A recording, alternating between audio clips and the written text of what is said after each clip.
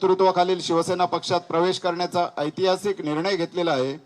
हा प्रवेश केवळ पक्षबदल नसून तो महाराष्ट्राच्या राजकीय समीकरणात नवा अध्याय लिहिणारा क्षण आहे। प्रहार संघटना ही नेहमीच शेतकरी, दिव्यांग आणि वंचित घटकांच्या हक्कांसाठी लढणारी संघटना राहिली आहे आणि आज तीच विचारधारा मोठ्या व्यासपीठावर पोहोचत आहे। नंदनवन निवासातून राजकीय भूकंप, बच्चू कडूंचा शिवसेनेत भव्य प्रवेश, शेकडो कार्यकर्त्यांसह पक्षांतर, महाराष्ट्राच्या राजकारणात नव्या समीकरणांची चर्चा। मुंबईतील नंदनवन निवास इथं आज महाराष्ट्राच्या राजकारणात मोठी घडामोड पाहायला मिळाली। प्रहार जनशक्ती पक्षाचे नेते बच्चू कडू यांनी आपल्या शेकडो कार्यकर्त्यांसह शिवसेनामध्ये अधिकृत प्रवेश केला। हा भव्य कार्यक्रम थेट आयोजित करण्यात आला होता। यावेळी मोठ्या संख्येने समर्थक आणि पक्ष पदाधिकारी उपस्थित होते। संपूर्ण वातावरण उत्साहानं भरलेलं दिसून आले। यावेळी बोलताना बच्चू कडू यांनी हा निर्णय जनतेच्या हितासाठी आणि महाराष्ट्राच्या विकासासाठी घेतल्याचं सांगितले। शिवसेना नेतृत्वावर विश्वास व्यक्त करत त्यांनी नव्या जबाबदारीसह जनतेची सेवा करण्याचा निर्धार व्यक्त केला। राजकीय जाणकारांच्या मते बच्चू कडू यांच्या या निर्णयामुळे राज्याच्या राजकारणात मोठे बदल घडू शकतात। विशेषतः विदर्भ आणि आसपासच्या भागात याचा प्रभाव जाणवण्याची शक्यता व्यक्त केली जाते। दरम्यान शिवसेनेच्या नेत्यांनी त्यांचे जोरदार स्वागत करत हा पक्षासाठी मोठा बळकटी देणारा निर्णय असल्याचं म्हटलंय। त्यांच्या प्रवेशामुळे संघटना तळागाळात अधिक मजबूत होईल असा विश्वास व्यक्त करण्यात आला। या घडामोडीनंतर विरोधी पक्षांमध्येही हालचालींना वेग आला असून येत्या काळात महाराष्ट्राचं राजकारण आणखी रंगतदार होण्याची शक्यता आहे। सर्वांना जय महाराष्ट्र। छत्रपती शिवाजी महाराज, महात्मा ज्योतिबा फुले, पूज्य बाबासाहेब आंबेडकर, अहिल्यादेवी होळकर यांना नतमस्तक होतो। खरं तर आज राष्ट्रसंत तुकडोजी महाराजांची जयंती आहे। त्या जयंतीच्या सर्वांना शुभेच्छा देतो। राष्ट्रसंतांनी आपली ग्रामगीता लिहिताना ते शेतकऱ्यांना अर्पित केली होती।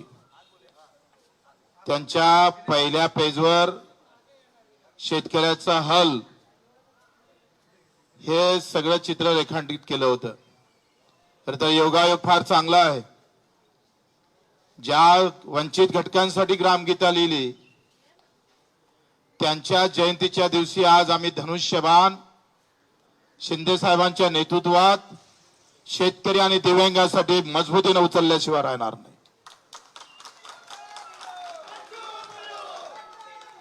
जिथं आहे तिथं प्रामाणिकपणे तेवढ्याच ताकदीने राजकारणात आता आमचा इथून इकडे प्रवास शिंदे साहेबांच्या नेतृत्वात शिवसेनेत राहणार आहे।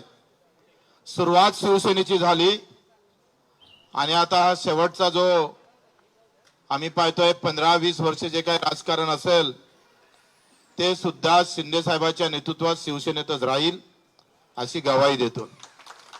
निवड आमदारकीच्या पदासाठी नाही तर मुद्द्याची लढाई अधिक मजबूत झाली पाहिजे। शिंदे साहेबांचा स्वभाव सेवाभावी आहे। रात्री 2 वाजता सुद्धा वर्षा बंगल्याचे दार उघडे होते। देशातला ऐतिहासिक निर्णय तो दिव्यांग मंत्रालय देण्याचं काम केलं। कर्जमाफीमध्ये घेतलेला मोठा पुढाकार निश्चितच शेतकऱ्यांना दिलासा देणारा आहे आणि म्हणून निवड पद नाही तर विचार जुळणं महत्त्वाचे असतं आणि विचारासोबत कर्तृत्व महत्त्वाचं असतं।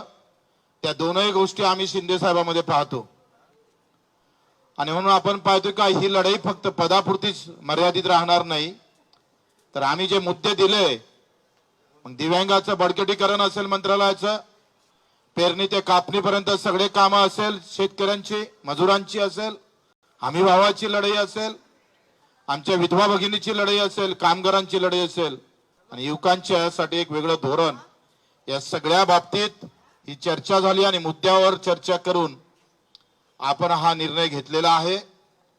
प्रहार एक सामाजिक संघटना म्हणून पावलं टाकन पण राजकारण मात्र शिवसेनेचं मजबूत केल्याशिवाय आम्ही स्वस्थ बसणार नाही।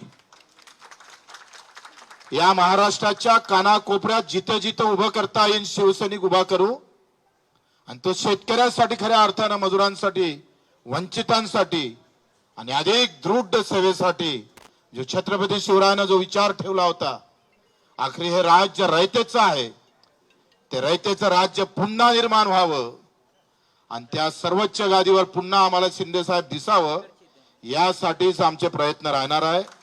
म्हणून मी आपले आभारही मानतो शिंदे साहेबांचे. तसं तुमचं काय शिवसेना तुम्हाला नवीन नाहीये, तुम्ही मूळचे शिवसैनिकच आहात.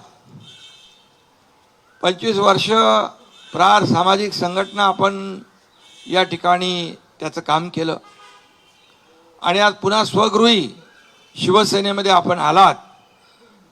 आपण फक्त आमदारकीसाठी नाही, आपण स्पष्ट केलेलं आहे. आपण आपले मुद्दे, ध्येय, धोरणं, गोरगरिबांना न्याय देणारे जे प्रश्न, याला कुठंतरी सत्तेचं बळ लागतं. आणि आपण पाहिलं, माझ्या 2.5 वर्षाच्या मुख्यमंत्री पदाच्या कारकिर्दीत देखील आपण पाहिलं. तुम्ही त्या काळात देखील आम्ही जो निर्णय घेतला त्याच्या सोबत राहिलात, सोबत आमच्या आलात. त्यामुळे शिवसेनेला बच्चू कडू नवीन नाही आणि बच्चू कडूला शिवसेना नवीन नाही. हे समीकरण आपलं जुनं आहे.